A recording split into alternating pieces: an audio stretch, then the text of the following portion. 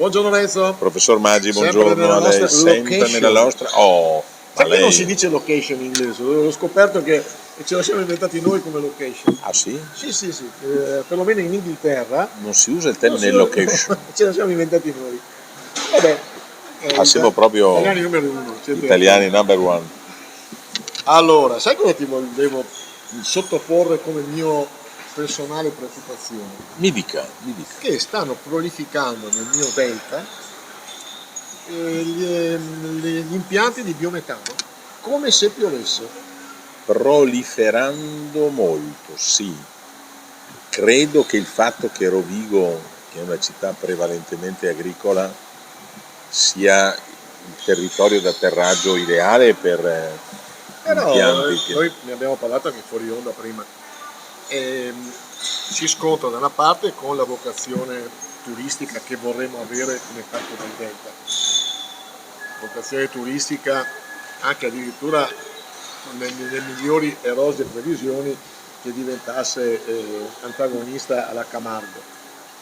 E quindi questo si sposa poco, perché poi il biometano, perché se ne dica, io ci abito vicino, un po' di inquinamento odorifero lo fa, e quindi questo è già un problema.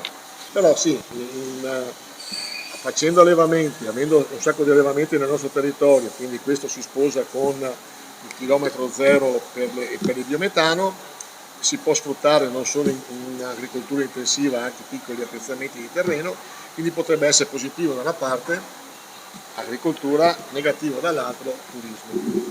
Quindi, Beh, secondo te cos'è che dobbiamo fare da grandi noi in Polesine? allora, l'aspetto negativo sul turismo, consentimi, non lo vedo mica. Perché? Perché non ci abiti da? Io che ci abito. Ma allora è un fattore residenziale, non di turismo. No, è un fattore. Allora, secondo me il problema per il turismo è l'inquinamento odorifero. È una cosa, Sì, ma perché allora sia gli allevamenti di maiali che ce ne sono, e di galline soprattutto. riguarda allora tutti i cittadini. Allora bisogna, dal punto di vista tecnologico, fare in modo che le autorità, e non solo le autorità, anche si creino dei comitati o delle persone, le amministrazioni in questo caso, che tengono d'occhio gli allevamenti per togliere la puzza. Sì, allora però anche qua, parlando di una zona che conosco, c'è un macello importante di animali che fa una puzza tremenda proprio a ridosso della Romea. Non si può toccare perché ha un sacco di persone che ci lavorano. C'è una grossa industria che fa, secondo me, inquinamento odorifero ad Ariano, non si può toccare perché ha 150-200 persone che ci lavorano. Cioè, quando è che può intervenire anche un amministratore, ma anche una cittadinanza, per fare modificare questo problema? Questa è una domanda intelligente. Spero che la risposta sia idonea. Diciamo, gli impianti che creano queste situazioni, odorifere o odorigeno o altre, Sì, non parlo neanche di inquinamento, spero che l'inquinamento lo riescano a controllare. però non è una cosa, però non è una cosa a sensazione, cioè se per Marangon l'impianto fa puzza, Sì, per Maggi no. no. Quindi, siccome ci sono gli strumenti che determinano l'inquinamento odorifero e anche gli altri, è indispensabile che ci sia questo aspetto, che tra l'altro riguarda l'ULSS, non riguarda neanche il comune. No, non solo riguarda la Russia, riguarda la competenza. Sì, però ho visto il bando dell'impianto che faranno a Taglio di Po nuovo, che l'hanno concesso. Ci sono minimo una decina di enti che devono decidere questo. Certo, ma esprimo. No, ma mi riferisco al controllo.